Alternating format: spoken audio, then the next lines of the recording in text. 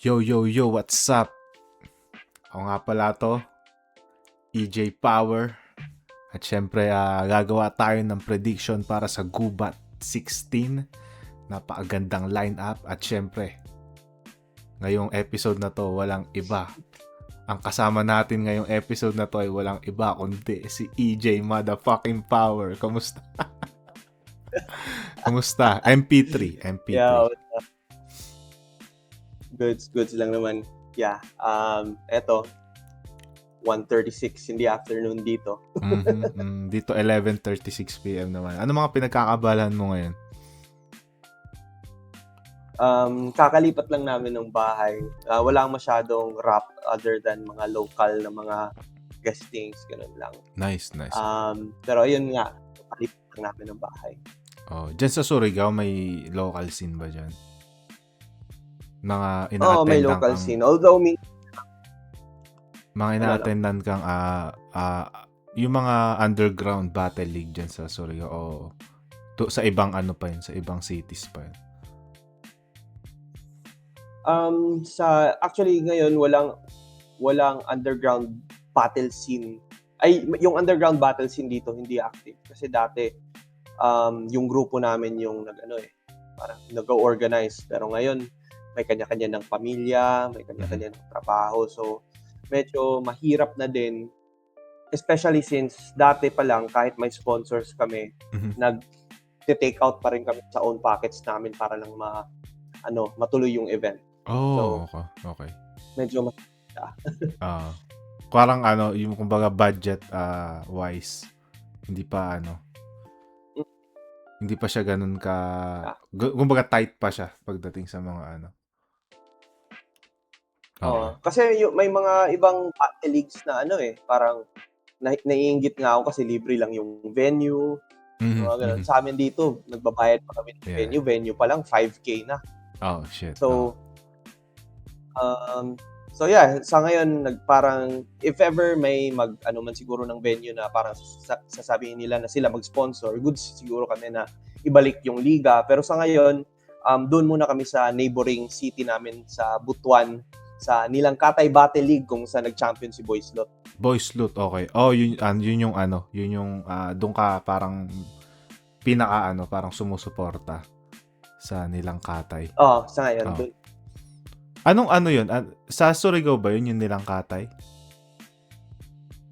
Hindi, sa Butuan City siya. So, ganito yung storya. Parang hindi sila na-conceive at the same time. Parang nauna yung Serb League namin dito, Surigao Rap Battle League.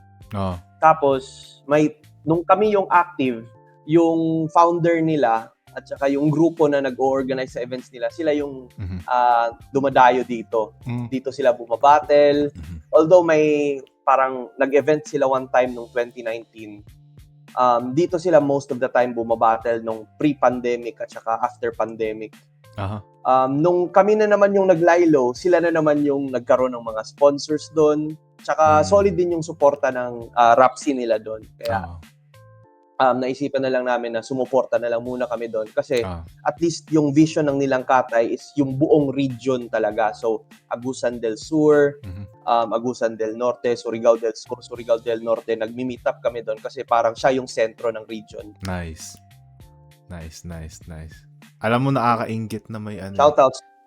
Yeah, shoutout sa kanila. Alam mo, yung nakakainggit na may ganyang movement dyan kung saan ka nakatira. Dahil yun nga, alam mo naman dito, dito mismo sa Denver, walang masyadong movement kasi ng battle rap o kahit yung music itself. Hindi ganun kalaki yung music kasi dito sa sa Denver. Yun nga, kung gusto kong makihalubilo, kailangan ko pang dumayo sa ibang states. Alam mo yun, total ng LA or yun. Para lang Tingin ko yan. Ano yun? Sa tingin ko, meron naman siguro kasi sa laki ng Denver, meron naman siguro. Siguro it's about finding the right. Tama. Meron, pero hindi siya yung, alam mo yun, yung ganun kaingay or ganun kalaki, alam mo yun.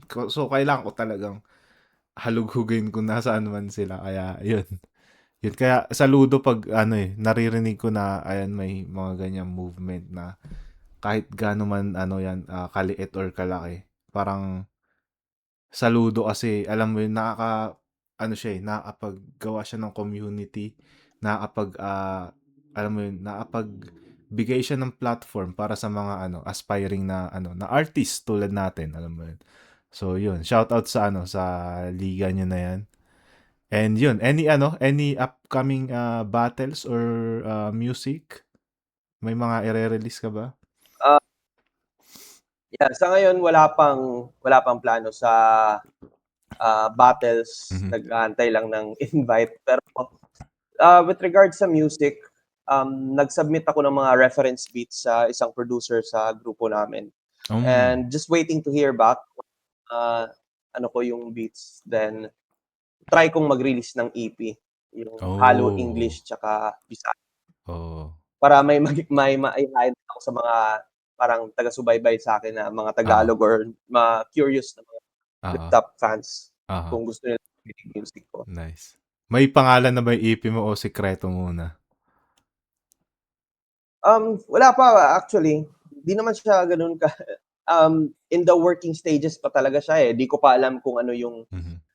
yung mga topics ng mga songs, di ko Mhm. pa alam kung saan pupunta yung mga songs. Pero yung beat, pumili ako ng mga references lang.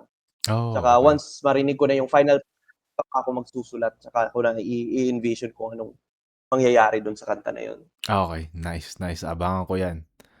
Pero yun nga, eto dumako na tayo dito sa yun, Gubat 16.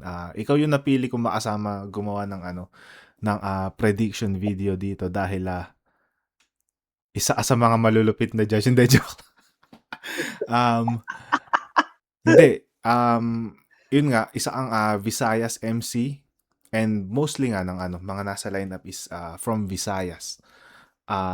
Kung may naakakilala man sa kanila, kung may naakakilala man sa karakter at estilo ng mga MCs na nandito, for sure, mas kilala mo sila kaysa sa kung paano ko sila nakikilala. So, yun, ikaw yung napili Hmm. ko na makasama dito at mas makaano, parang makasisid ng mas malalim sa ano, pagsilip dun sa matchups nila. And yun, Gubat itself. Ano bang ano, pagkakaintindi mo sa ano, sa event ng Gubat? 'No? Parang in a way, parang dini-degrade ni Enigma na taga-gubat yung mga Bisaya, hindi, joke lang. Ano lang wala, gubat, as usual ini-expect ko na ano yung crowd, very receptive. Parang medyo na-tarnish yung reputation kasi ng Cebu simula nung hindi nung gubat na kung saan natalo si Kripley at saka si Vitrom, Mhm. kundi dun talaga sa PSP. Tama, Sa tingin tama. ko yun yung naka-tarnish na reputation ng Cebu, eh. Kasi before nun, Cebu, best crowd, laging Mhm. receptive, kahit tanungin mo yung mga MCs, 'di ba? Oo, oo. Eh, simula nung nangyari yun, parang ano na, sinasabihan na wala, parang Bias, bias. oo. Bias kasi si Tic-Tac daw yung dapat panalo Oo. para sa mga taga Cebu. Mm. So, yeah, sa tingin ko 'di naman, and kahit nung lumaban ka nga dun, 'di ba? Mm. Parang wala namang hint of biasivity. Wala. Siguro ano, hindi maiiwasan nga yung ano, yung siyempre as parang may mga hometown hero 'yan, eh, yung mga ano, lalo sa Visayas or kahit Oo, sa ibang ano, kahit sa ibang hometown. May mga hometown heroes sila, eh. Siyempre hindi maiiwasan yun na ano, na mas mag-cheer dun sa hometown hero. Pero ang napansin ko kasi, hindi rin naman sila yung tahimik lang, eh, 'pag bumabanat yung alam mo yun, yung kalaban nung hometown hero nila. Parang nagbibigay din sila ng ano, ng same energy if not parang mas konting lamang lang energy nila kaysa dun sa hometown hero nila, which is, mm. understandable naman. Pero yun, Parang naa-amplify yung hometown hero parang na-amplify lang yung nakukuha niyang reactions. Pero it doesn't change the fact kung malakas yung kalaban niya, kahit Mm. di taga doon, malakas din Oo. talaga ang perception ng mga taga. Oo. Pero kung in terms of ano naman, nagre-react ba sila accordingly? I think so naman na minsan kasi may ganun na parang kahit wak na yung kahit wak na yung ibuga ng hometown hero nila, yung hiyawan nila alam mo yun, pang haymaker pa din yung ano nila, hiyawan Pag-ibig. nila. Which is, hindi, eto yung ano sa mga ibang laban sa mga laban na napanood ko sa gubat, so far hindi pa ako nakakita ng ganong klaseng reaction sa Cebu crowd. Pero yun, nakailang ano ka na ba? Gubat na battle ka na? 1, 2, 3, parang 4 pa lang siguro. 4, okay, okay. Yeah, ako ano, isa ako sa mga matagal ko ng pangarap ano bumattle sa gubat sa Cebu mismo. And yun nga ano, Oo, maswerte ako na-experience ko lalo nung ano, first round nga ng Isa Buhay yun. Which is isa sa mga ano, ito masasabi ko, isa sa mga best experience ko na nung bumattle ako sa Cebu. Kaya yun, oo. yeah, ramdam ko nagigets ko yung ano, yung mga ibang MCs na nagsasabi na ano na masaya daw lumaban dito sa Cebu. Dahil maganda yung lugar and yung energy nga ng ano ng crowd is sobrang mainit, sobrang welcoming. Kaya yun. Yun. Yun, simulan na natin. Mula sa pinakailalim, Sige. eto, John Delo versus Heinz Kill. Yan. Ano Napanood mo masasabi na mo? ba yung battle ni Jandel? John Delo, ito sasabihin ko dito. Sinasabi ko na to sa ano sa mga reaction video ko.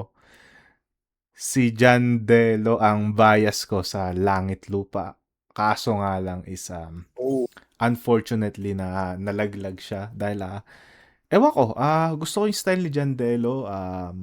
Ano siya parang sariwang hangin siya sa mga mundo na nagpapagalingan sa teknikalan. Siya parang ano siya, tapat siya sa style niya and yun nga parang nagbibigay siya ng sariwang hangin. Yun. Siya yung ano, Mm. siya yung unang bias ko sa Langit Lupa. Yun. While si Heinz Kill o Heinz Kill, hindi ako familiar sa kanya. If ano, correct me if I'm wrong, debut battle niya to no dito sa Flip Top. Naka-battle na siya sa I think 1 minutes or Minefields. Oh, okay. Pero Bisaya yung battle niya. Yun, yeah, yung napanood kong Una laban niya Bisaya. kay K-Ram is yung laban niya kay K-Ram na which is like Bisaya yata yung ano nila. Sa Motus yata sila naglaban o FRBL, di ko alam pero Hindi, ano yun, underground league lang yun hindi nga siya underground league sa Leyte, pero Leyte na event siya. hindi Event siya siya sa Motus, Leyte hindi tapos siya parang Motus.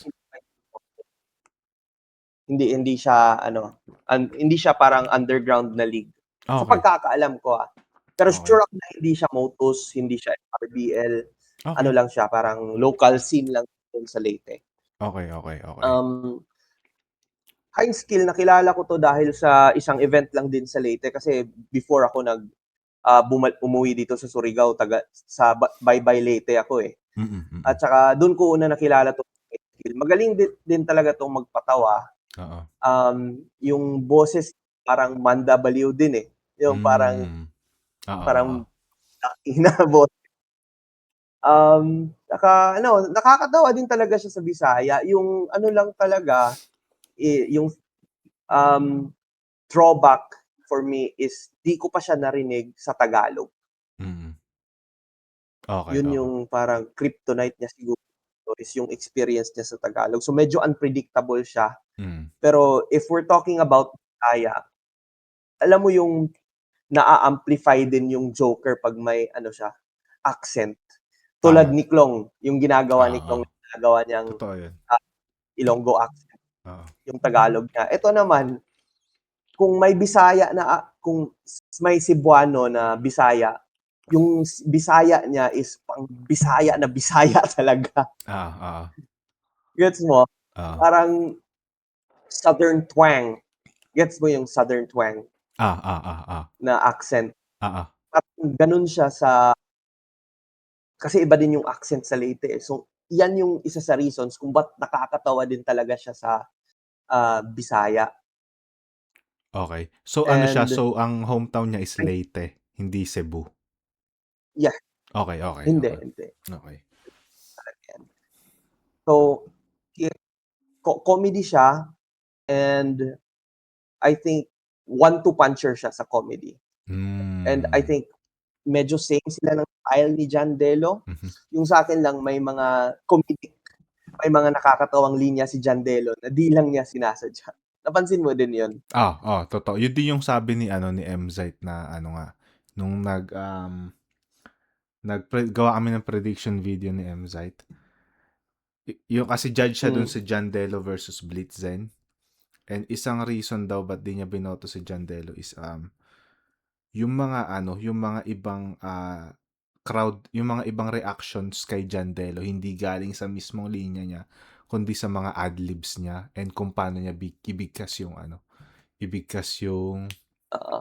um, yung linya. So tama ka dun sa point na ano, na may mga yung comedy niya hindi sadya. Yeah, Mm. yeah. Kasi So, napapansin ko din na may times na gusto niyang maging seryoso. oo, pero Pero natatawa yung tao, parang 'di ba? Oo, oo, oo. Yun. So, John Delo is tiga Capiz, 'di ba? hindi ako sure. Kasi Pero I'm sure aswang yung na ano under eh. siya ni Doc. Okay. So ano, isa rin kasi ano, since gubat nga 'to, isa rin sa mga gusto kong i-consider sa ano, sa criteria ng paggawa ng prediction dito is yung ano, yung home court advantage, yung pagiging ano anong crowd, yung Hmm, um yun nga yung kung hometown hero ba 'to nung ano, nung Cebu. Pero ayun nga, since hindi sila ano, so hindi magiging ano dito yung hindi nagma-matter dito yung home court advantage. Ah, kasi ano eh, hindi hindi naman ibabase yung ano, yung crowd reaction dun sa effectivity. Pero tama ka na, pwede niya ma-amplify yung ano eh, yung sasabihin nung ano, oo. nung hometown hero mismo. So yun, may tanong Pero ako kay ano, dito sa match-up na 'to, ano yun, sorry. pero dito sa match-up na 'to, sa tingin ko, may advantage si John Delo kasi nakapaglangit lupa siya. Ang laking tulong nun sa mga karera ng mga Tama. bago, eh. Mhm. Oh, sa Um, and si Heinz Kill, lakas siya sa local crowd, pero sa experience ko, yung crowd ng mga Rapolo, para sa Kalunasan, at saka yung ibang ano diyan, di naman lahat ng pumupunta ng flip top ng gubat is mga crowd ng mga underground leagues ng Cebu. Tama, oo. So, sa tingin ko may advantage ang Delo dito Oo. in terms of, sa home Fam court advantage.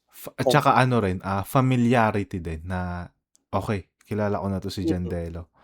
Nakakatawa 'to, alam mo 'yun, alam na nila yung puwedeng ibigay ni Jandelo kumpara kay ano, kay Heinz Kill na, 'yun nga, hindi pa kami nakakapag-Tagalog, eh. So, tingin mo ba sino mas ma-punchline kay Jandelo at kay Heinz Kill kung ita-translate na ni Heinz Kill yung style niya sa Tagalog? sa personal opinion ko lang naman, I think maglilin ako kay Heinz Kill. Okay, Kasi yung kay John Hello Materials na napansin ko, minsan parang di siya confident mag-spit, eh. tama, mhm. Yun yung napapansin ko, medyo ano siya na nagdadalawang isip siya kung isi-spit ko ba 'to, yun yung mafi-feel ko habang nagsi-spit siya sa material niya. Whereas si Heinz Kill, never ko pa siyang napanood na ano, na di siya sure sa material niya. kahit minsan na walang nagre-react, parang yung delivery niya, gano'n pa rin. Confident yung siya. ano niya na boses. Oo, Oo, confident komportable siya. siya. So, sa tingin ko, comes to the punchlines din, mas may structure si Heinz And Kill, skill. Mhm. although more to siya. Okay. So, pero again, mas mag-lean ako kay Heinz Kill dito. Okay. Ako naman, yun nga, since sabi mo, mas may structure mag-punchline si Heinz Kill kumpara kay Jandelo. Pero yung pinaka-factor nga na na tinitignan ko dito is yung familiarity ng tao sa kanilang dalawa.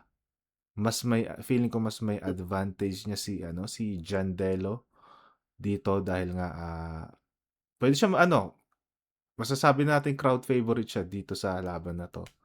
And, and experience din. Alam niya na nakadalawang laban na siya sa flip top. Alam niya na kung paano makuha yung kiliti ng crowd.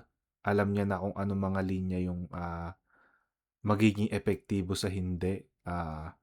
Nakaisang panalo at isang talo na siya sa flip top. So, alam niya na yung mga mali at tama na gagawin. So, kung mata-translate ni Jandelo yung mga natutunan niya sa pagkapanalo tsaka sa pagkatalo niya at makakabuo siya ng magandang strategy dito sa laban na to. And saan ba yung sa venue Mariners Court, which is I expect ko dito is semi big stage. Hindi siya small Mm. room. So, effectivity wise siguro ibibigay ko kay Jandelo yung prediction ko dito. Yun. And personal bias na din. Isa sa mga paborito ko to si Jandelo. Yun. So yun, magkaiba tayo dito. Jandelo ako, Heinz Kill ka. Yun. May gusto ka pa ba idagdag dito sa laban na to? Wala na, goods na siguro. Okay. Basta I'm sure na magandang magandang pang opening battle sa Ah, event. base Last sa trip to. base sa pagkakarinig ko sa sa description mo kay Heinz Kill, and yun nga yung napanood ko din sa yung Bisaya battle nila ni K-Ram, sumasabay din sa charisma si Heinz Kill na hindi naging one-sided yung laban nila ni K-Ram eh. So yun, Oo. excited ako mapanood to. Next natin, ito. Penpluma versus Yun. Ryle. Ryle ba? Ryle. Real. Real. Okay. Eto, pinagsisisihan ko hindi ko pa napanood yung laban ni Real na na-upload sa Right of Way. While si Mm. Penpluma naman is, yun, kilala naman na natin si Penpluma. Pinaka napanood ko na laban niya is, nung nagpe-prepare ako kay Vitrum, isa yun sa mga napanood kong laban, yung Penpluma versus Vitrum. Ano siya, Mm. siya, parang may pagka-anticlimactic lagi yung material niya. Pero pag nakakuha siya ng moment, Oo. talagang magmamarka. Maaalala mo yung linya na sinabi niya. And yun yung nakakatakot na part kay Penpluma. Yun. Kay Real naman, siguro papakinggan ko muna yung kung paano mo siya i-describe kasi hindi ako masyadong familiar kay Real. Sa tingin ko kay Real, siya, um, more on balance yung atake niya. Kasi kaya niyang mag-jokes, kaya niya mga bars. Sa tingin ko sa mga bars, mga wordplay, medyo polished na siya sa ganun na part. Mhm. Pero ito sa mga Bisaya battles niya kasi di ko din napanood yung Tagalog battle Yung niya sa right of flip way top. niya. Mm-mm. Oo, pero siguro kung ita-translate lang naman siguro niya yung style niya to Tagalog, Mhm. gano'n. Pero feeling ko yun nga, more on balance siya, multis, nandun Mhm. din yung multi sa kanya, and yung mga schemes niya medyo creative din. How about Ang masasabi ko naman yung kay Chen, effectivity niya? Anong masasabi mo sa effective ba si Real? Nakakagawa ba siya ng mga room shaker na punchlines o alam mo yun yung straight ano lang siya, yung monotonous lang yung ano niya, yung round niya. Ano masasabi mo doon? Na ano siya, may mga haymakers din talaga siya na Mm. parang may nakalaban siyang ano, eh, na nakalaban niya si Chalice sa Hmm, Rapolo, mhm, mhm. Bisaya.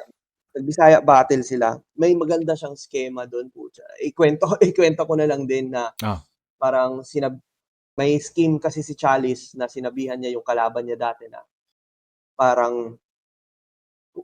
ipi-pick up ko 'to kasi wala pang 5 minutes, something like that. oo.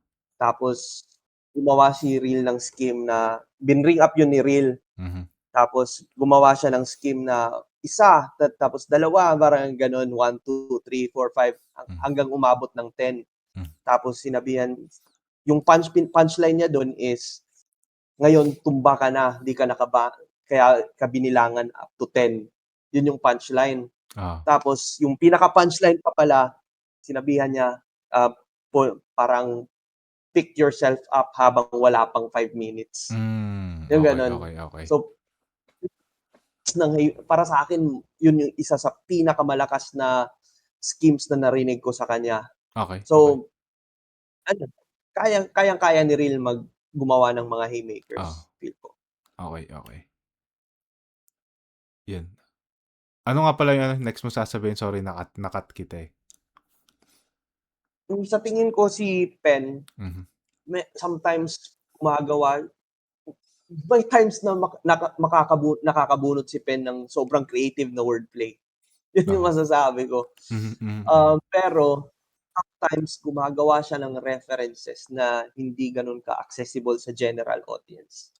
Mhm, totoo, totoo.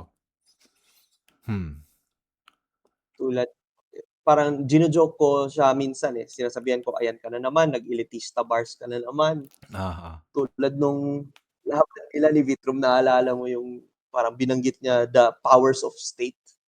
Parang, come on man, what the anong pakinabang mga powers of state? No, So ayun, yun yung tingin ko kay Pen, although nakakagawa naman siya ng mga solid na bars minsan. mhm. Ayun, yun nga, tulad nga ng sabi mo, eto ibabase ko na lang kung paano mo dinescribe si Real. And yun yung inexplain mo kanina na ano na bara niya. Para sa'kin, creative yun para sa'kin. Siguro siya yung tipo ng ano, ng MC na mahaba man mag-setup ng scheme pero nagpe-pay off yung punchline Oo, sa 'pag binuga niya na yung main punchline. And mm. ibang klaseng ano yun, skill yun para sa'kin. And yun nga si Penpluma, tulad ng nasabi ko kanina, monotonous yung 'pag gumawa siya ng round may hit or miss, alam mo yun, hit or miss si Penplume. May round siya na monotonous Hmm, and then pero nga yun nga yung sabi ko 'pag gumawa siya ng ano ng moment, talagang magmamarka and yun yung maaalala mo. Which nga yung ano nung pinanood ko yung laban nila ni Vitrum, may line siya dun na about ano kung ifa-fuck mo yung government dapat may protection ka.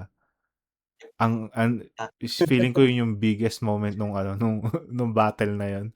And yun, yun yung mga ano, yung mga moment na nagagawa niya na pwede niyang ikapanalo kung makaka-chamba siya ng oo. ganong klaseng ano, ng ganong klaseng punchline na makapagbigay ng ano, ng room shaker.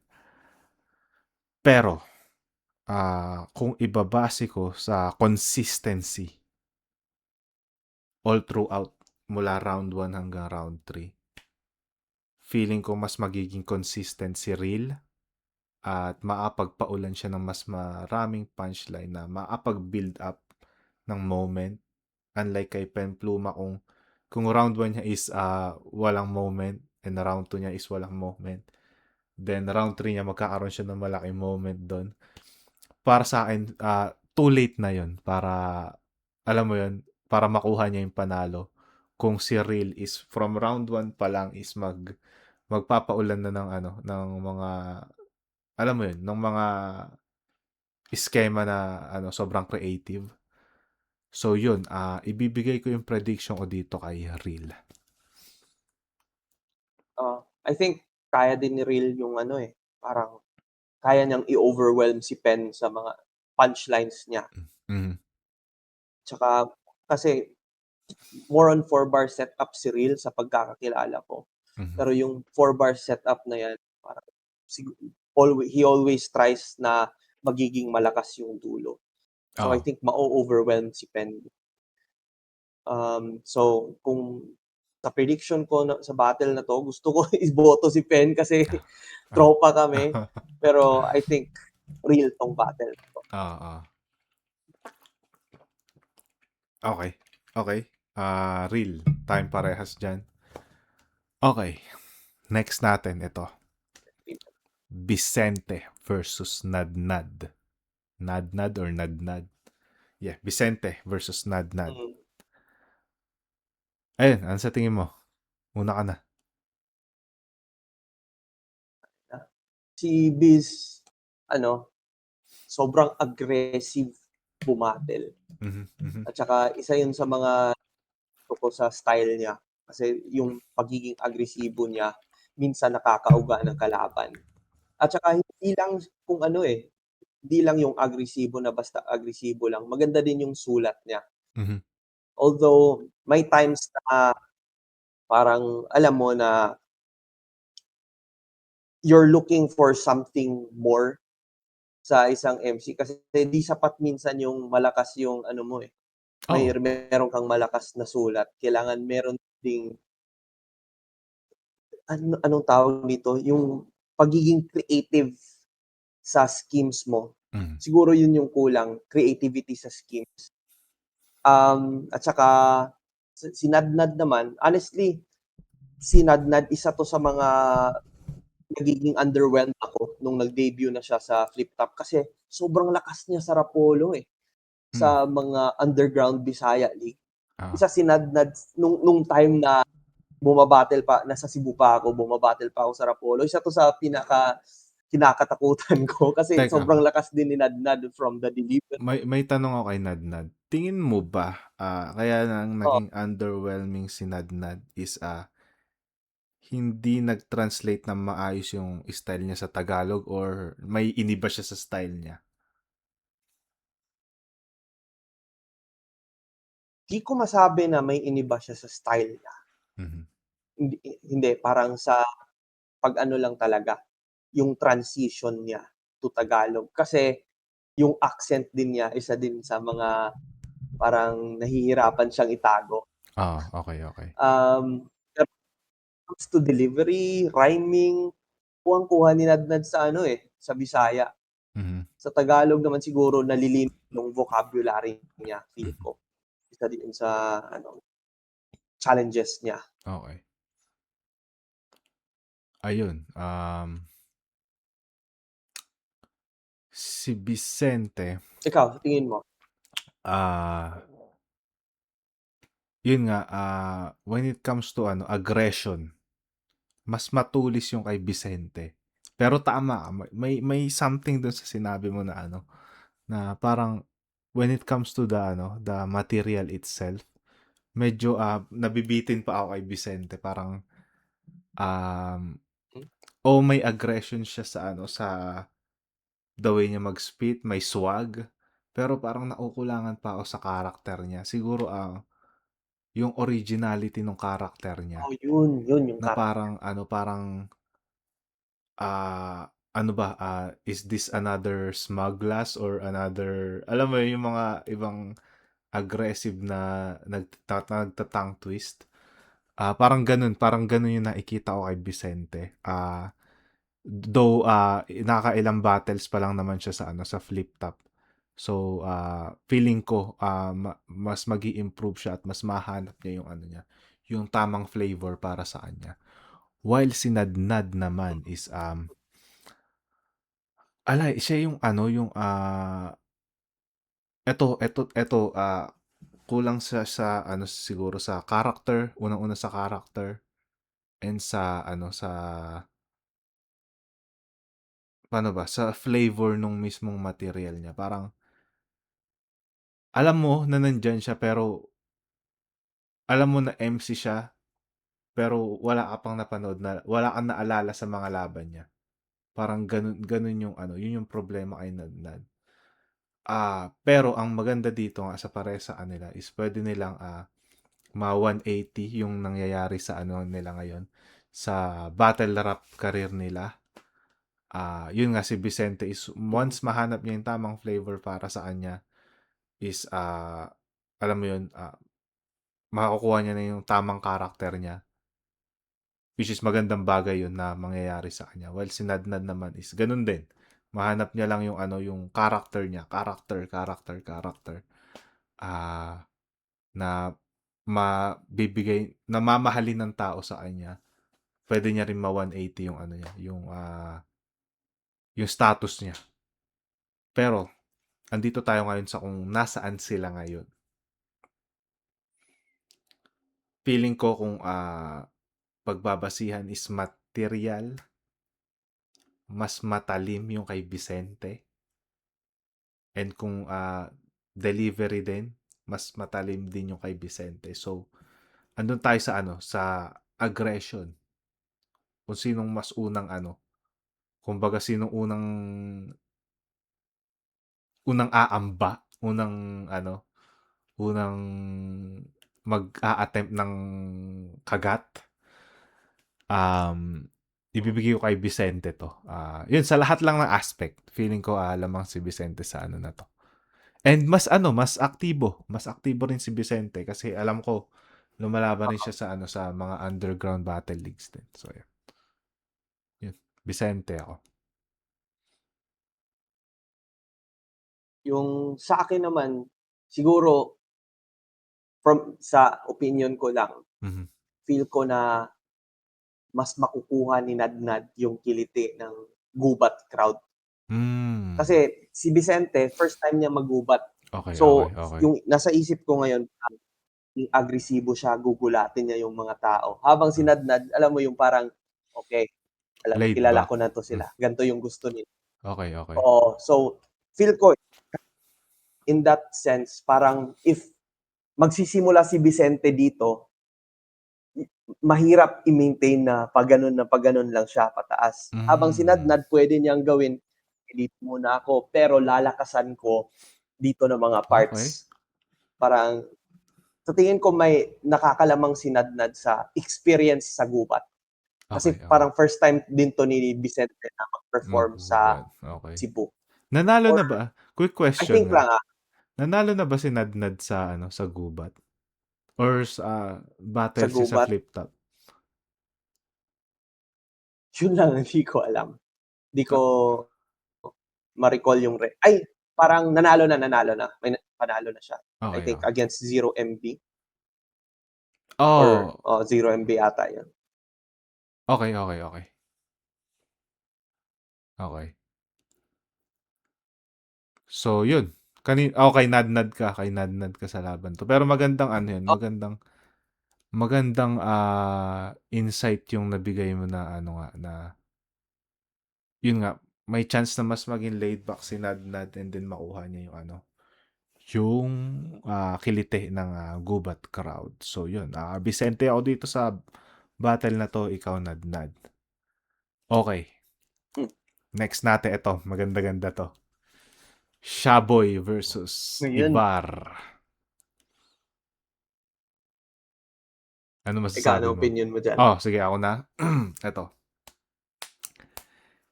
Ito isa si Ivar sa ano sa paborito ko sa ano sa Langit Lupa. Um ang ganda nung round 1 niya kay Sisik. Sobrang balanse. Isa sa mga Mhm. pinakapaborito kong round dun sa ano na yun sa buong Langit Lupa battles. Ang problema ko lang sa kanya nung laban na yon is nung third round which is sobrang ano na, sobrang crucial na nung battle. Doon siya parang nawalan ng moment. Parang Mm. Yung material niya mismo, hindi yung kung paano niya i-deliver. Yung material niya mismo hindi na nakapag-produce ng spark dun sa battle na yun. Yun yung inaano niya. So, yun yung medyo pababa yung energy nung ano niya, nung material niya doon. Pero sobrang lakas ka no round 1 niya. Ngayon, naglaban sila ni Boy Sloot nung Right of Way 2. And siya yung nanalo sa 5-0 na boto yata. So, curious ako anong ginawa niya doon. Gusto ko mapanood. Di ko alam. For sure na um, nangyari na tong battle na to bago ko bago ko mapanood yung battle nila ni Boy Sloot. So, di ko na malalaman kung ano yung ginawa niya doon. Yun yung Oh. yung insights ko kay Ivar. Malakas siya, balanse. And alam niya yung ginagawa niya. Si Shaboy naman is last na laban niya kay Sak Maestro, which is hindi ko alam kung malakas lang ba talaga star power ni Sak Maestro, pero sobrang matinding diffusion yung nagawa sa style niya. Hindi siya naging epektibo, hindi naging epektibo yung mga gimmick niya, yung mga jokes niya, hindi pumatok sa tao. Ito yung magandang diyan, redemption arc. Andun si Shaboy sa complete package siya na MC. Nakakapag technical siya, nakakapag-joke siya. Pero ang parang parang main flavor niya is yun nga yung comedy niya, yung mga gimmicks niya. Yun yung inaabangan sa kanya ng tao. So yung mga technicals niya minsan na overshadow nun, alam mo yun? Ngayon, taga saan si Ivar? Cebu. Si Ivar Cebu. Oh, Cebu. Ivar ba o Lapu-Lapu. Ivar? Sorry. Ivar. Ivar. Ivar. Tangina, Ivar ako ng Ivar. Pero yun, so, taga Cebu si Ivar. Ivar, which is, eto, yung kung saan gaganapin yung laban, automatic siya yung hometown favorite, and expect na natin na kanya yung crowd dito, mas ma-amplify nun yung bara niya. And sa skill wise, ilabas natin yung crowd reactions. Skill wise, mas complete complete package sila pareho eh. Pero yung pagka-complete package ni Ivar is talaga namang sumasapul and Mhm. epektibo, maganda sa pandinig, yung the way siya magsulat ah mula setup hanggang punchline, quality. So, yun nga kung pagiging overall battle MC, feeling ko mas lamang si Ivar kaysa kay Shaboy. And Mm. hindi ko alam kung may gagawin mang gimmick si Shaboy dito. Hindi ko alam kung matatabunan ba nun yung mga gagawin ni Ivar. So ako bilang na lang mismo sa quality of writing, quality of overall being battle MC, ibibigay ko yung prediction ko dito kay Ivar. Yeah. Sa tingin ko naman, ito si Ivar, ano na to eh, parang di mo masasabi na pang-rookie yung ano niya, Hindi. the way na kasi sobrang tagal niya nang sa Cebu bumabattle. Yung run niya nung sa Rapolo, nung umabot siya nung finals, before siya nag-champion sa Rapolo, Mhm. yung year na nag-champion si Ban, sila yung magkalaban sa finals. Mhm. Nang tinalo ni Ivar sa bracket niya, flip top MC. Sino? Si 0 MB sa eliminations. Mhm. Sa quarters, tinalo niya ako. Kaya lagi niyang Oh. bini-bring up sa mga battle niya eh. Ah. Tapos sa semifinals, sinadnad. So, subok na to si Ivar. Recently, napanood ko din yung battle niya sa isang liga. kasi dati yung style niya is parang di ka papahingain eh. Mhm. Di ka, parang walang breathing room, all laging bumabanat ng ito punchline, ito punchline, ito punchline. Aha. Ngayon, recently nakikita ko na ano na siya, medyo kaya niya nang mag-laid back na parang Mhm. kaya kanyang paglaruan sa style Okay. niya. So, maganda din talaga sumulat si Ivar, maganda din yung angles niya. Mhm. Pero, isa sa mga um, things na parang iniisip ko na kung baka saan lalamang si Shaboy is yung big stage experience. Kasi si Shaboy, maraming ano eh, maraming battle MC na eto si Mzite, ilagay natin sa small room. Mhm. Putang ina, Mhm. wasak yung venue. Mhm. Marami siyang performances sa big stage na di gano'n. Kahit Ah, same yung quality ng sulat. aha.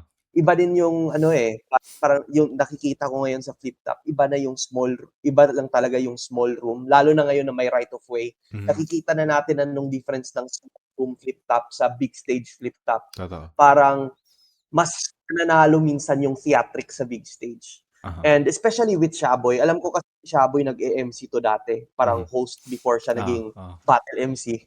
Mhm. Hindi talaga siya sa events.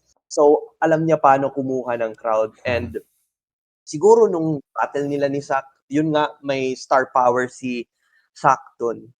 Pero I think na this time na parang feel ni Shaboy na siya yung lamang.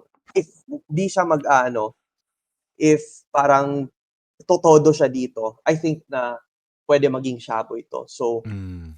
prediction ko dito, close fight. Alam kong ibibigay ni Ivar yung mga punchlines. May Mhm. mga punchlines si Ivar dito na Oo. pamatay. Mm. Pero I still feel na kaya tong ipanalo ni Shaboy. Okey, So, okey. Shaboy ako sa prediction. Okey, okey. So ano parang, dahil sa big stage ano, experience ni Shaboy, which is, makes sense Dahil din, makes sense. Ito pa gusto ko lang idagdag kay Ivar, yun nga, ang ganda niya magsulat. Gu Isa sa mga nagustuhan ko yun sa kanya yung kung paano niya isulat, paano siya gumawa ng punchline. Ang nakukulangan lang ako sa kanya is yung strategy na saan niya dapat magandang inilagay 'tong, angle na 'to or punchline na 'to. Which nga yung, pinaka-evident dun is yung laban nila ni Sisi. Kasi yun pa lang yung napanood ko sa laban niya, eh. Medyo nawalan na nga ng spark yung round 3 niya. So, kung matututunan niyang gumawa ng round na paangat yung energy, yun, sana ganun yung gawin niya dito sa laban na 'to, and magiging pukpukan 'tong laban na 'to. Yun, Shaboy ka, Ivar ako dito sa laban na 'to. So yun, tangina puro split ano tayo, Oo. split decision tayo. Pero yun, Sa ano tayo, sa real tayo. ah, okey eto, next. Eto ikaw na una mag-ano, Yun. mag-explain dito. Bisaya battle ni Mr. Lefty versus Uh, Article Clipted. Mr. Lefty versus Article Mhm. Clifted. Ang masasabi ko dito is another left field MC para kay Lefty sa Bisaya. Alam mo Sino-sino anong ba na ano, mga isa sa nakalaban mga niya? Ang una niya si pinakauna Krega, si left field. sunod si ah, sunod si Plaridel na di masyado nag-left field si Plaridel dun. Uh-huh. Pero si Zenlook. Zenlook left field and then pang-apat 'to si Article.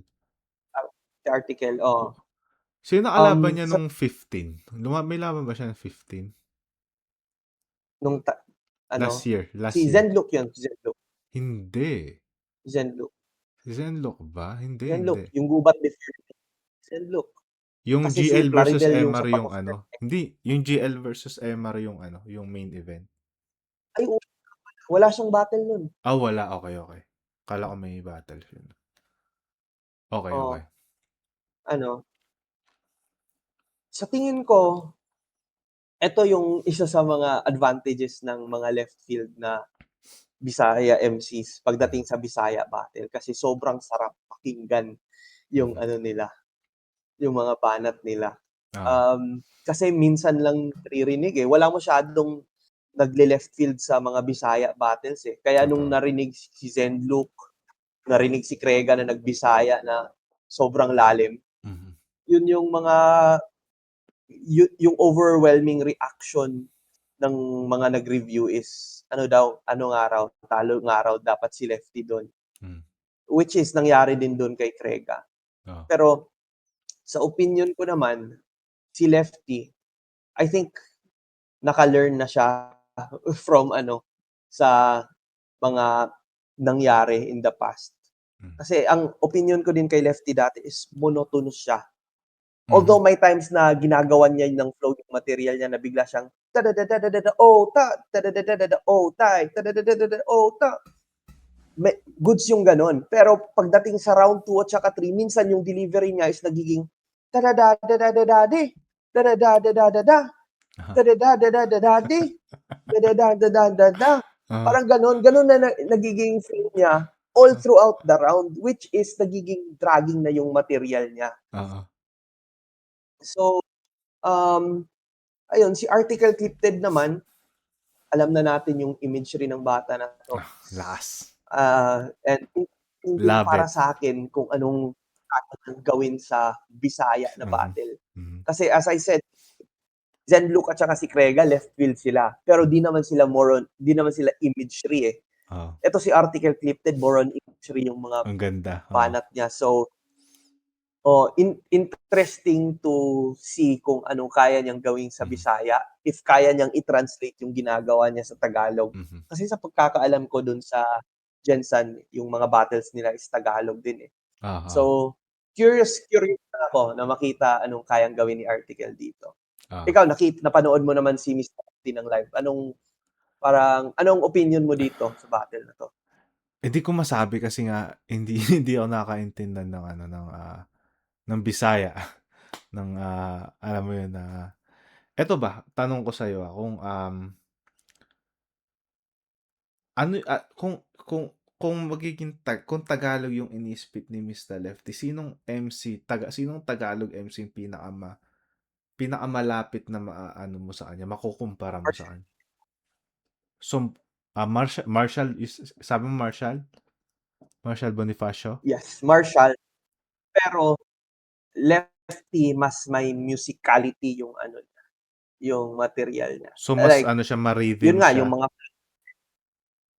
mas malaro oo, siya sa rhyme yun. scheme? Okay, okay. So, yun. Dun ko ngayon ibabase 'to kasi naalala ko yung ano, yun nga yung gubat, na lumaban ako diyan. Alam ko yun yung debut battle ni ano, ni Mr. Lefty diyan sa Oo, Flip Top and, sobrang hype niya. Expect ng mga tao maba-bodybag si Krega, mag-i-stand out si Mr. Lefty sa laban na yun. Pero naalala ko nasa VIP room ako nun and then, may mga pumasok na ano na MC na biglang, shit talo si Mr. Lefty, yun yung sinasabi nila. Then, damn, ano daw si Krega, sobrang superb daw ng pinakita ni Krega. Then, damn, sabi ko. Parang naputol, sabi ko parang medyo naputol yung hype train. Baka maputol yung hype train ni ano ni Mr. Lefty doon. So yun. Yun yun yung ano, yung first experience ko kay Mr. Lefty noon. Tapos yun nga hindi ko hindi ko nga ma-enjoy yung battle niya kasi hindi ko siya ano, hindi ko siya naintindihan. Though may ano hindi naman, maintindihan. may subtitles naman. Pero iba pa rin pag ano eh, alam mo yun, iba kasi yung ano eh, yung hindi ka puwedeng bumase lang sa subtitle, eh. Iba 'pag alam mo 'yun, yung native mo talagang naiintindihan kung ano yung sinasabi niya, alam mo 'yun. So, 'yun.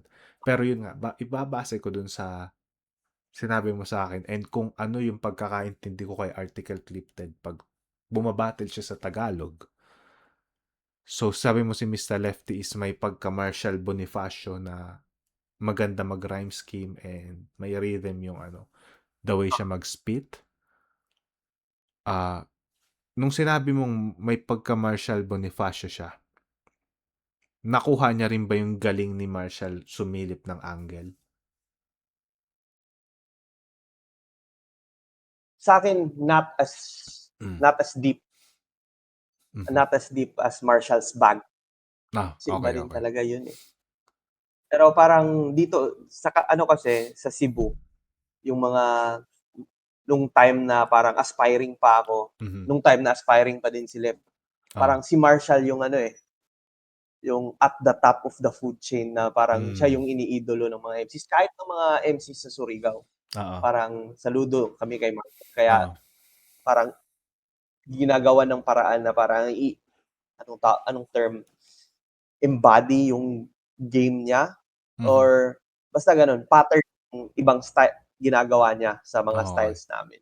So, parang influence niya si ano, si Oo, Marsh, okey, may okey. influence. Pero yun nga, so ano tingin mo masasabi mo strength ni Mr. Lefty?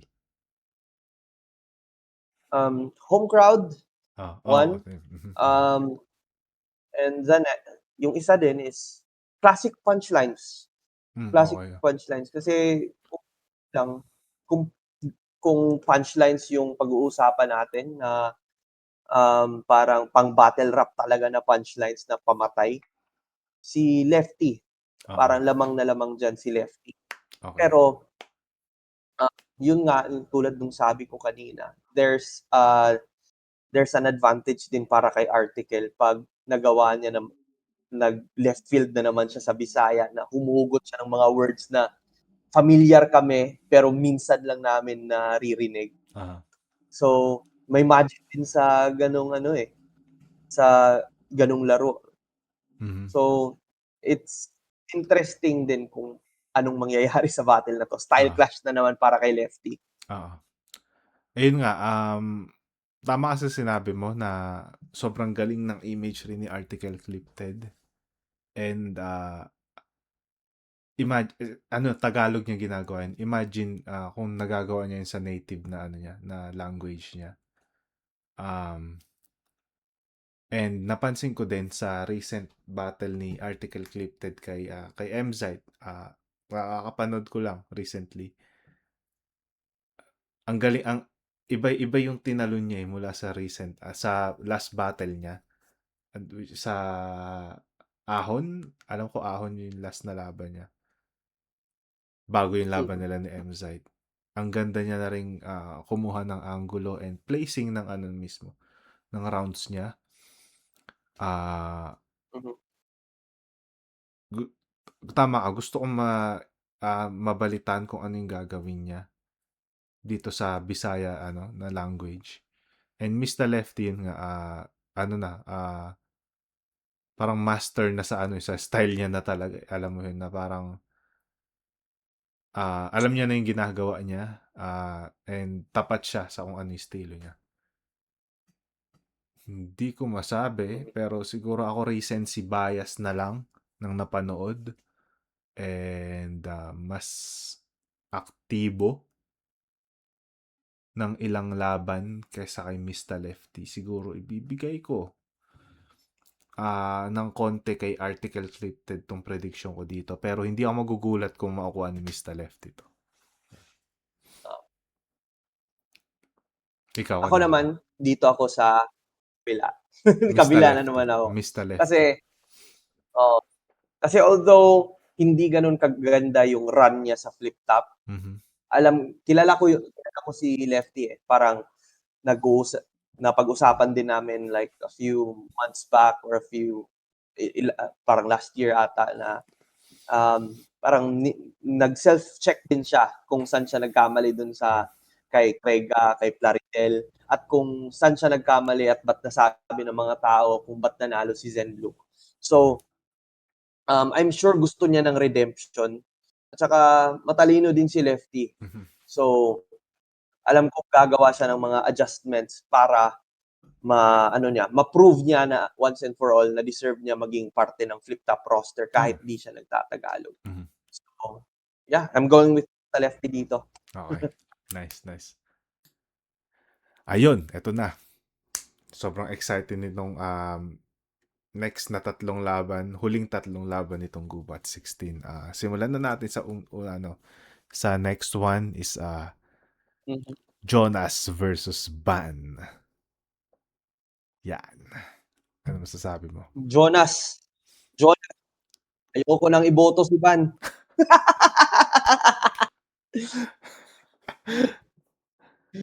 Hindi, Um, ano ba? Ito yung kagandahan dito, hindi siya style clash eh. Alam mo yun? hmm, Oo. ano siya, Oo. si ay sa tingin ko parehas magaling magpatawa, pero lamang na lamang si Jonas sa pagpatawa sa tingin ko. Ano kasi, ito si Jojo parang sa history ng Flip Top, kundi siya number one, number two lang siya kay Sinyo eh, sa pagpapatawa. Mhm. Sa tingin ko, ano eh, yung jokes niya at saka yung delivery niya, comedic timing, yung itsura, Mhm. nandun lahat eh. Mhm. So, at kung magseryoso naman, kaya niyang mang-real talk tulad nung ginawa niya kay Castillo. Na para sa akin, isa yun sa siguro yun yung best performance niya eh. Sa tingin ko, Jonas versus Castillo. So, si Van naman, alam naman natin anong kayang gawin ni Van Mhm. kapag Bisaya yung crowd. um, ano, hindi. Magaling din si Van magpatawa. Kuhang-kuha niya yung kiliti din ng gubat crowd. Tsaka kahit sa Manila crowd, nakukuha Mhm. niya na rin. Nakagawa nga rin siya ng parang debatable na laban versus Slick Cram Mhm. Mhm. noong Isa Buhay Semis, wherein maraming nagsasabi na Van dapat yun. Mhm. Um, and in terms of yung angles niya, may times na nakakahugot din siya ng mga malalakas na angles. Mhm. Yung minsan lang yung ano ni Van, setback lang kay Van, may times na wala ng parang hindi mo na masabi na para sa kalaban yung mga linya niya. Mhm. Tulad nung ano 'no, 'di ba, nung laban nila ni Cripley na yung Sandejas Ah. sa simula ng round 1 ata yun. Mhm. Parang it was parang di mo na kailangang sabihin yung Mhm. mga gano'n. So yun yung drawback ko kay Van. So, pero sa tingin ko pa rin interesting 'tong match-up na 'to. Mhm. Ikaw anong analysis mo dito? Ayun, dito na tayo sa ano muna. Pinaka-obvious sa kanilang dalawa is yung similarity nga ng style nila. Comedy, pares komedyante. Pero kung ipagbabasihin mo yung quality ng comedy nila, si Van ang napansin ko is may pagka-slapstick siya. Binabase niya sa ano, hindi nakakatawa yung mismong punchline niya pero nadadaan niya sa antics, yung sa mga sayaw-sayaw niya, alam mo yun, nadadaan niya sa kulit. While si Jonas, may ganun din si Jonas pero nakakatawa yung mismong punchline niya eh. Yung kung paano niya i-deliver, tsaka kung ano yung mismo yung punchline niya, yun yung nakakatawa. So yun, kung quality lang ng ano ng comedy, mas lamang si Jonas obviously. Ah Oo. and ito yung nakakalimutan ng tao na style ni Jonas na hindi niya na pinapakita ngayon or madalang niya na lang na pinapakita ngayon, which is yung rap skills niya. Which is yun nga yung nung naglabang kami, feeling ko yun yung pumatay sa akin nung naglabang kami ni Jonas noon. Yun nga yung rap skills niya na Mhm, sobrang linaw, sobrang lutong at sobrang eargasm, alam mo yun. Makapagbigay ng ano ng mhm, eargasm at pag inano niya talaga dahil sobrang pulido. Ah, yun lang naman yung ano yung tas yun nga yung seryosong Jonas nga tulad ng sinabi mo nung nakalaban ni Castillo, isa rin sa mga nadagdag na ano niya na ammunition niya. So yun lang naman yung mga ano, yung mga pwedeng gamitin na sandata ni Jonas against kay Ban. Ang lamang naman ni Ban dito is yun nga yung mm, amplification nung bara niya dahil nga hometown hero siya. Um, And yun nga, yung charisma, yung kulit, na kay Van din, na pwede niya I don't think na ma-clown out niya si Jonas dahil mas mas tarantado si Jonas. So, yun, performance, quality ng material. Ang pwede lang ikaano ni Jonas dito, nakikita ko lang negative side ni Jonas dito is naalala ko is si Jonas is pag gumawa siya ng round comedy, nakakatawa nakakatawa pa siya round 1. Sobrang tatawa ka talaga. Round 2 medyo Mm. nababawasan and then round 3 pagod na. Ganun siya gumawa ng round like hindi hindi niya na hindi minsan hindi yung yung recent Jonas to hindi na siya nakakapagbigay ng Mm. ng iba't ibang flavor sa round. Hindi na siya nakakapagbigay ng ng roller coaster ride sa round, lalo especially sa round 3, which is diretsong na lang siya, patawa. Yun yung kinakatakot ko na gawin ni Jonas, pero sana hindi. Um, ah naman evident naman doon sa laban ni Akata.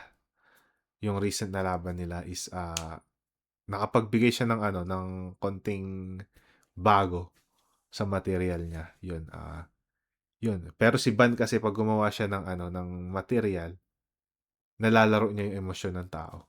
Yun yung pwedeng ikalamang ni Ban sa kanya. Pero yun nga, performance-wise, material-wise, ibibigay ko kay Jonas to. Pero hindi ako magugulat kung, alam mo yun, ma-upset ni Ban si Jonas dahil may mga Bisayang boboto sa kanya. Hindi, joke lang. Pero hindi, Jonas ako dito, pero excited ako sa laban na to. um, sa tingin ko din, actually medyo same tayo ng dito. Feel ko, prediction ko dito is Jonas. Kasi pansin ko din si Van, although magaling din si Van mag-multi. Let's not forget na rhyming isa sa mga skills niya. Pero at times, medyo mahaba din yung setups niya. And aside from that, hindi lahat ng setup nagpe-pay off. So, ibibigay ko yung prediction ko para kay Jojo. Oo. Yun. Parang ikli yata ng mo Nang, Natatakot ka ba? Baka mabash ka na naman. Parang ikli ng mo, yung explanation mo dito Hindi, Hindi.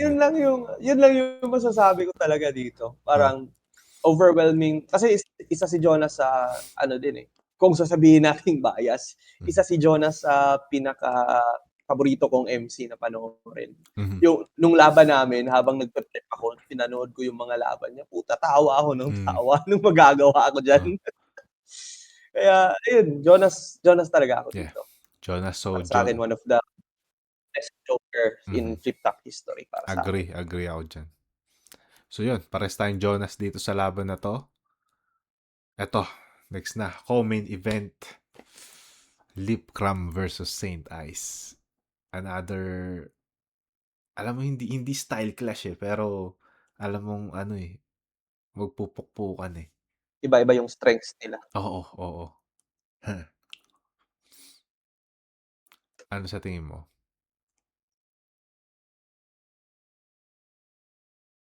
Ito yung ko. Unahin ko siguro yung prediction ko. Kasi lip cram ako dito. Okay. Although I feel like in the recent years, hindi naman recent years, parang last year, Isabuhay run niya, sobrang underwhelming. Pero kung titingnan natin yung ginawa niya before siya nag-Isabuhay, yung run niya since laban nila ni M-Site hanggang before yung Isabuhay run niya. Pucha, isa yun sa pinakamalakas na MCs na napanood ko. Parang hindi mo kayang, hindi nauuga, lahat ng material niya, kaya niyang magseryoso, kaya niyang magpatawa, sobrang balanse na MC. At kaya nga minsan 'pag may nagtatanong sa akin sino yung para sa akin yung parang best MC of all time, nung time na yun kaya kong sagutin Lip Cram, eh. Mhm, Kasi parang sobrang unbeatable niya nung time na yun. oo. Eto naman si Saint Ice, ano, meron siyang mga magagandang sulat. Ang problema lang talaga sa lahat ng performances niya, isa lang yung naaalala kong quotable na hindi freestyle. Alin? Yun yung knock ko against Saint Ice. Ano, yung estilo ko, bukod tangi aking estilo parang stick ko sa gitna. Ano, Hmm, parang naano lang ako sa creativity ko. okey, okey. Pero aside dun, nahihirapan akong mag-recall ng mga Saint Ice lines na hindi freestyle kasi Oo. ano naman siguro, 'di naman siguro maitatanggi na yun talaga yung magic sa mga performances niya. Okey, okey. Pero aside from that, parang aside sa mga freestyles niya, ano ano yung character niya, 'di ba? Mhm, Yun mhm, yung ano ko, yun yung laging naki-question ko sa sarili ko, mhm. pagdating sa material niya, anong karakter niya dito. Mhm. Whereas si Lip Cram kilala naman natin, gago. Oo. Um, gago, nabalanse yung material. Oo, Saint Ice naman, yun freestyle agad yung pumapasok sa isip natin, pero oo. yung sulat parang mahirap mag-pull ng quotables. Eh, Mhm. ikaw, anong sa tingin mo dito? Maganda yung ano, maganda yung insight mo. Sige, unahin natin yung ano, kung pagandahan lang ng sulat, difficulty of writing, and yung quality ng rhymes, yung pagiging classy, pagiging social. Obviously kay Saint Ice yun, yung alam mo yung pagiging intricate ng pagsulat niya. Saint Ice eh, alam mo yung kumpara sa sulat ni Lip Cram. Pero isang ano lang yun eh, isang factor lang yun ng battle rap eh. Ngayon yung sinulat mo bang maganda, magagawa mo bang epektibo? Alam mo yun, Hmm, ma, ma, alam mo yun, maganda siya pag binasa mo on paper, pero maganda ba siya pag inispit mo pa especially sa big stage? Um, yun, isang factor yun. Ah, pero yun nga, ganda ng sulat hands down kay ano, kay Ice ako. Um, pero yun nga, si Lip Cram kasi is andun tayo sa ano, sige, difficulty of writing medyo hindi gano'n ka-ano sa kanya, ka-complex yung kay Lip Cram pero nagagawa niya epektibo and nababalanse niya yung clowning tsaka yung technical and nagiging epektibo pareho. Um, mm. ngayon, lamang si Saint Ice ang sasabihin ng mga tao dito is lamang si Saint Ice pagdating sa singit ng freestyle. Pero ang nakalimutan ng lahat, isa sa mga underrated na skills din ni Lip Cram is yung freestyle sa umpisa ng round and Mm. rebuttals. Rebuttals, I mean, hit or miss yung rebuttal ni Lip Cram. Pero pag nagtuloy-tuloy yung ano, yung clowning ng freestyle niya, ah, sobrang ano eh, sobrang nakukuha niya yung, naaagaw niya yung moment nung ano, nung kalaban. Naaalala ko yung ano, laban nila ni Lanceta sa PSP, sa Matera Mayaman. Which is parang hindi na yata inispit ni Lip Cram yung round niya dahil mas nagustuhan ng tao yung freestyle niya. So, hindi mo dun sa part na yun, hindi mo masasabi na ano, na pwede, alam mo yun, lumamang si Saint Ice sa freestyle ni ano, ni Lip Cram. Alam mo yun? Though, yung Oo, ano kasi, iconic yung mga freestyle ni Saint Ice talaga. Hindi niyo maitatanggi yun. So, putang ina. yeah. Iconic yung lalo yung Ulan freestyle ni Saint Ice, isa sa mga best, one of the best freestyle na nakita ko na siningit niya. sa gitna ng round, which is napakahirap gawin. Pero yun nga, yun, ang hirap nito. Gusto ko siyang initpick. Yeah.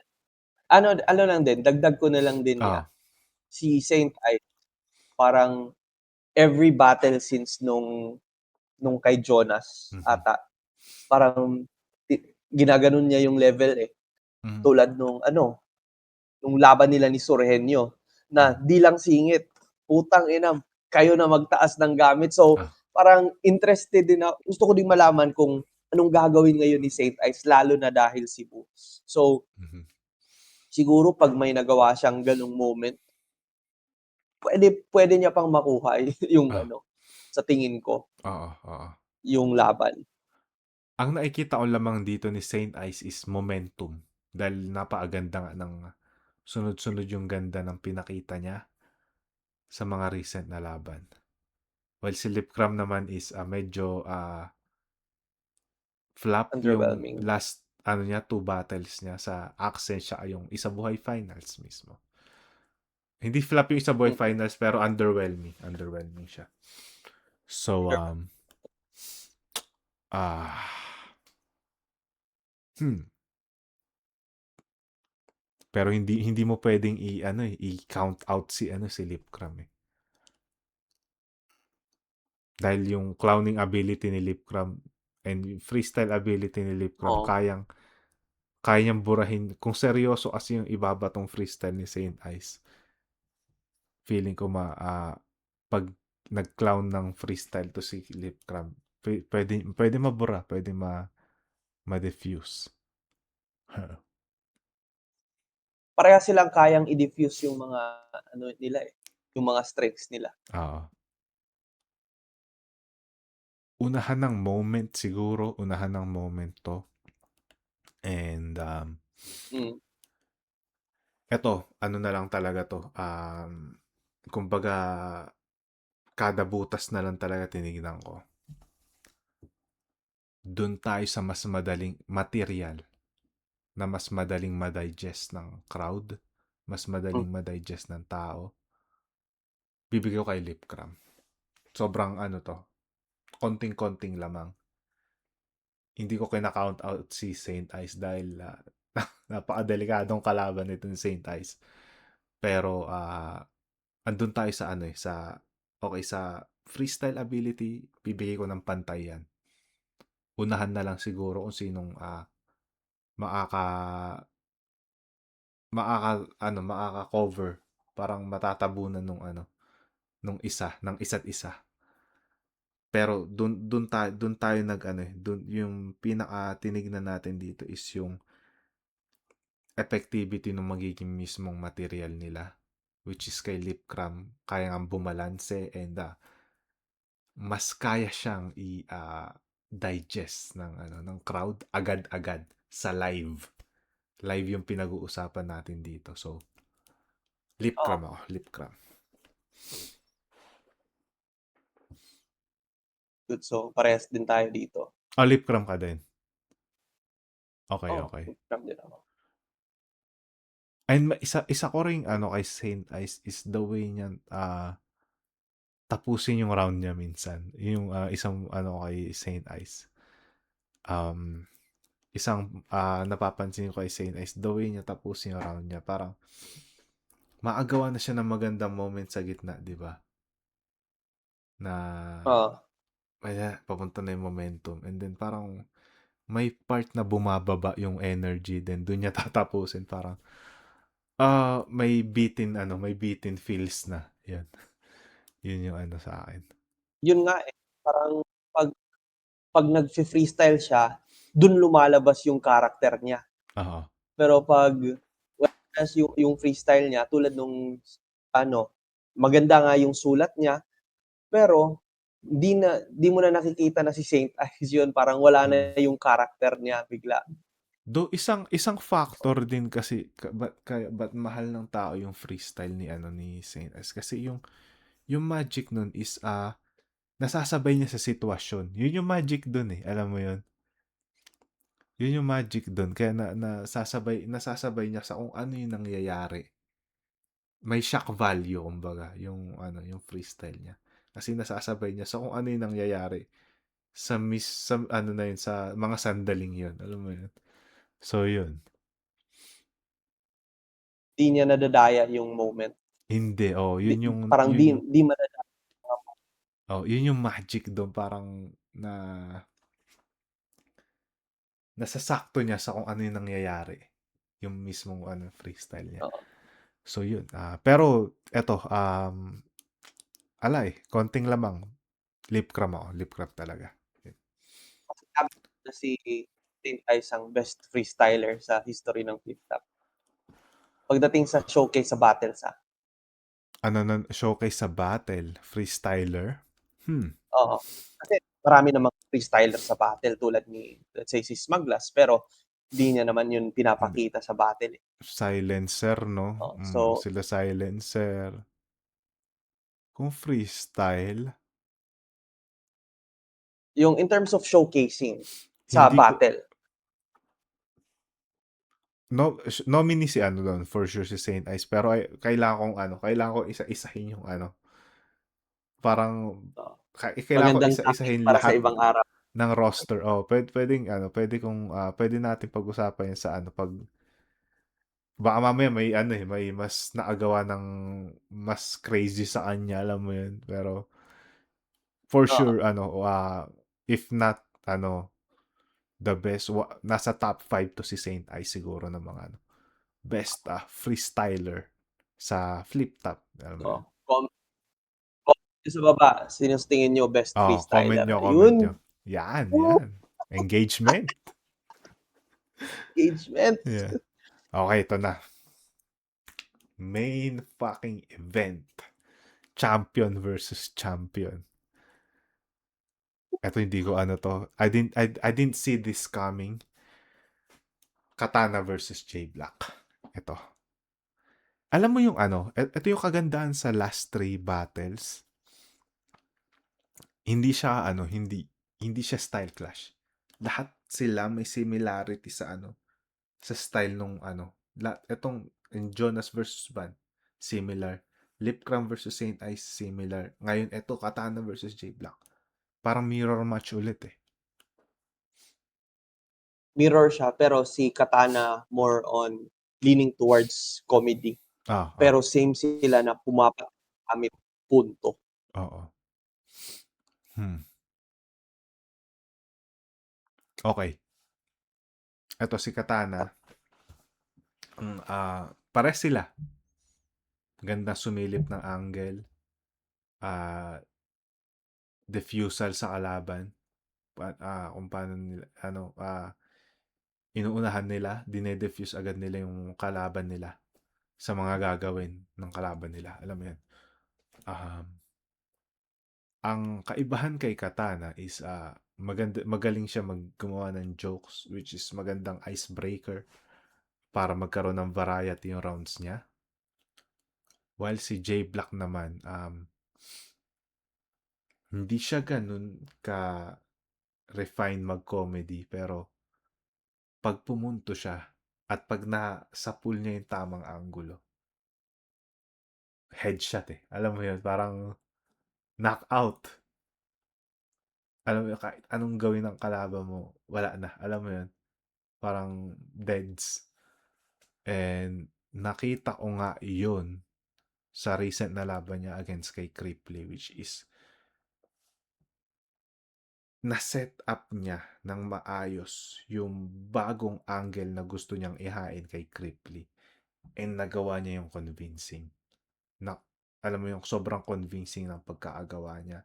And hindi niya lang basta binato eh. Parang hinanda niya yung mga manonood para sa angulo na yon.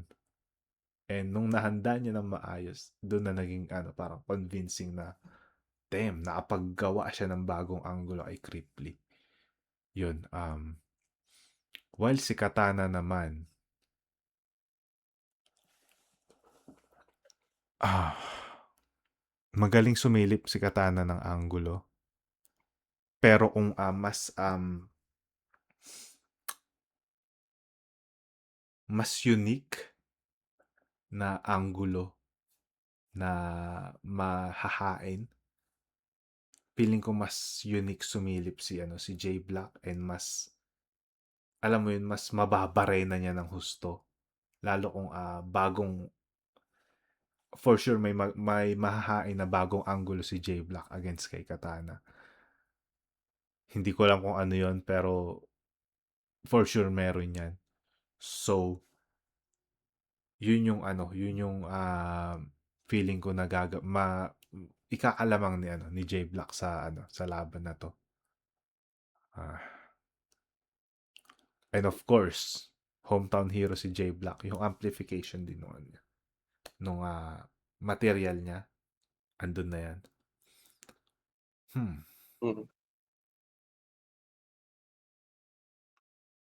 Ano ba? Yeah, ano ako dito? Jay Black ako sa laban na to. Jay Black. Ako naman sa tingin ko, ever since natapos yung nangyari yung Jay Black versus Pistolero, parang ibang Jay Black na yung nagpakita na dati nakikita mo si Jay Black lumalaban. Ang ano ko pala dito, ang isang problema ko kay Jay Black is consistency. Parang may mga laban siya na pinepetics niya lang. Yun yung kinakatalo niya. May mga laban siya na tinutudohan niya talaga. Pero I doubt, and sana huwag niyang gawin, na magpabaya siya sa laban na to. Feeling ko totodo siya. Nandun may momentum siya Kasi ang ganda ng pinakita niya ng performance niya against kay Cripley. Pero yun, kung totodo siya, Jay Black to. So, sorry. Yun din yung yun din isa sa i-bring up ko. Kasi simula nung nanalo siya kay Pistol, nagkaroon na siya ng confidence. Kitang-kita mo yung difference ng mga battles niya before Pistol tsaka after Pistol. May ano na siya, may swag na parang sobrang confident mag-deliver. Pero isa din yun sa downfalls niya kasi pag sobrang confident niya, minsan para sa kanya, ano lang naman to. Nagiging ganun na yung ano niya, parang treatment niya sa ibang battles. Pero ayun nga, di natin maitatanggi yung ano niya, pagsilip niya ng mga angles at yung pagdiin niya ng mga punto. And as you said, gubat crowd. So meron din siyang crowd control dito. Pero sa other side naman ng conversation, si Katana, alam naman nating na kaya niya ding kumuha ng kiliti ng mga tao kasi di niya lang at before niya pinapasukan ng parang masasakit na punto, dinadaan niya muna sa biro. And in a way na ito classic na Katana formula, tinatanong niya muna sa'yo, di ba masyadong dadadadadadadada? Parang ginaganon niya muna para mapapaisip muna yung mga tao tapos idadaan niya sa komedya, tatawa tayo, tsaka doon na siya parang magra-rapid fire na parehas silang magaling pero si Katana mas may roller coaster yung ginagawa niya. Ang problema lang din sometimes ni Katana tulad sa akin, pero di tulad sa extent ng problema ko, is yung boses niya minsan. Napansin mo ba na maganda kasi pag sumisigaw si Katana pero sometimes na nagagano na yung boses niya. So whereas si Jay Black buong-buo naman yung boses. Sa tingin ko yung isa yun sa setbacks ni Katana pag di niya kayang i-control yung boses niya. Napansin ko sa battle nila ni Invictus, sa battle nila ni Lip. So isa yun sa mga parang negative points sa kanya. Pero in terms of performance, material, and paano niya dalhin yung crowd doon sa punto niya, mas maglilin ako kay Katana dito. Kasi yun nga, sa tingin ko parehas naman silang magaling pumunto. Although si Jay Black mas magaling talaga. Pero in terms of variety mas may variety si Katana. So, Okay.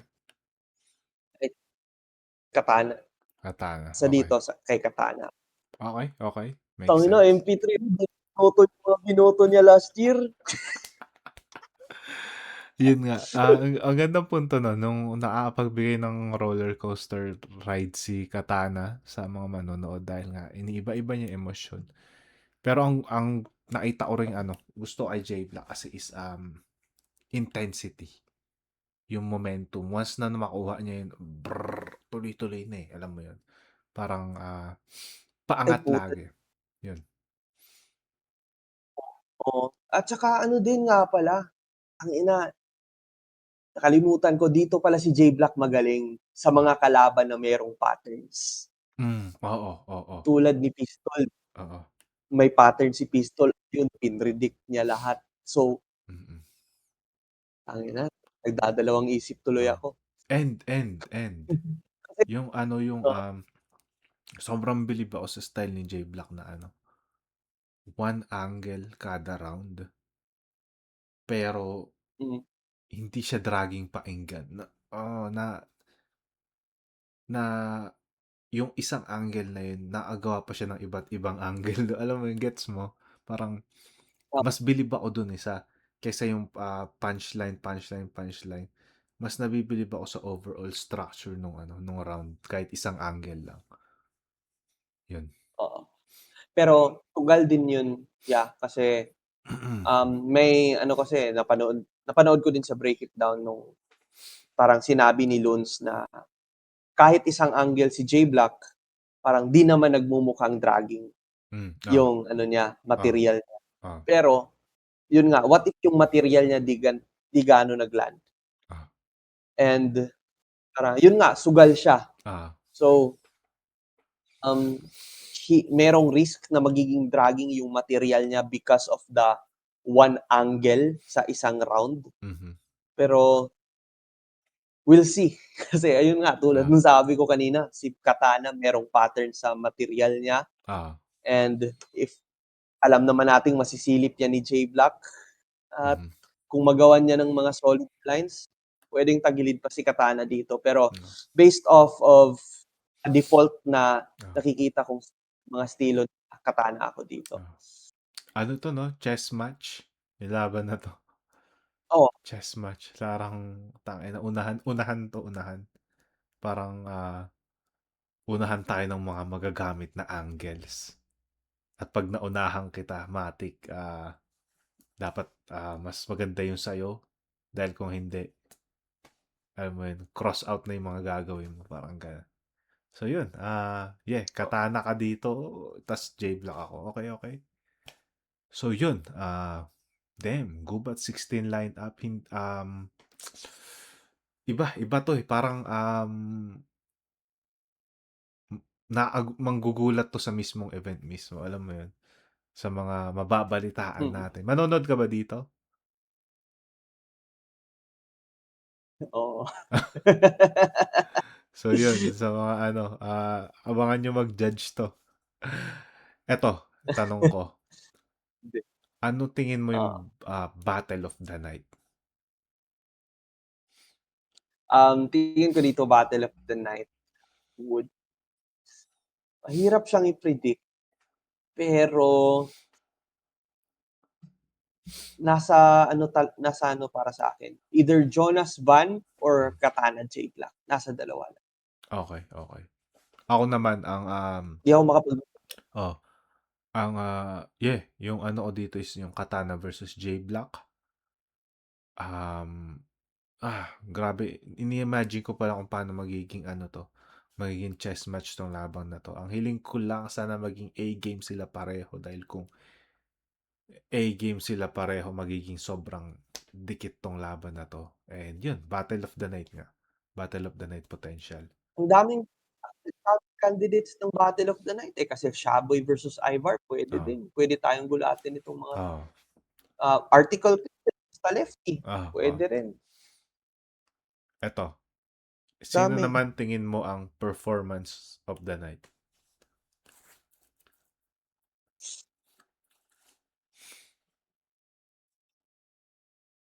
Performance of the night.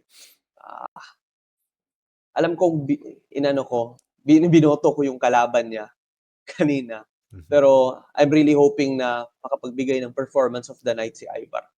Ivar, okay, okay. Ako? I'm para Ako dalawa ang potential performance of the night. Which is Ivar, isa si Ivar. And isa si John Delo.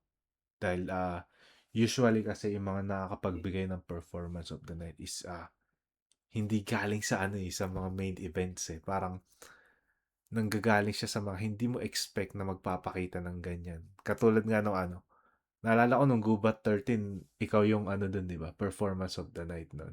Kalaban mo si Kenzer. Which is, dun siya nanggagaling sa mga hindi mo in-expect na na makakapagbigay ng sa mga perform. sobrang gutom pa.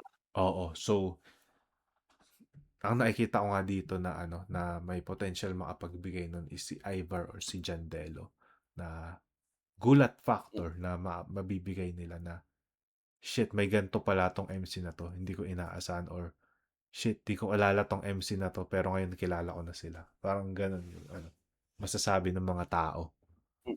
Yun. Jandelo or Ivar ako sa performance of the night. Yun. Yun. May madadagdag ka pa ba? Lang sa mga MCs, send GCash. Hindi, joke lang. Yun lang. Sobrang solid Oh. nitong gubat na to. Ah. Upload mo ba to before Oo naman. before sa Sa so before event? sa mismong event? Hindi, before event. Baka Oo. this week na Siyempre, siguro. Oh. Okay. Okay, so ayan. Manood kayo yun. based sa mga namin dito. Gubat Sige, 16, go. yeah. Gubat 16, August 29, 2026 sa Mariners Court. Grabe, nagkaroon ako ng parang nostalgia. Kahit hindi pa ganun kalayo yung yung date ng lumaban ako diyan, pero parang nami-miss ko na. Gusto ko ulit bumatel sa gubat.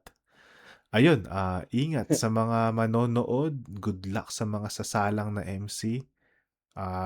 Ibigay nyo lang yung yung anong best nyo, alam mo yun.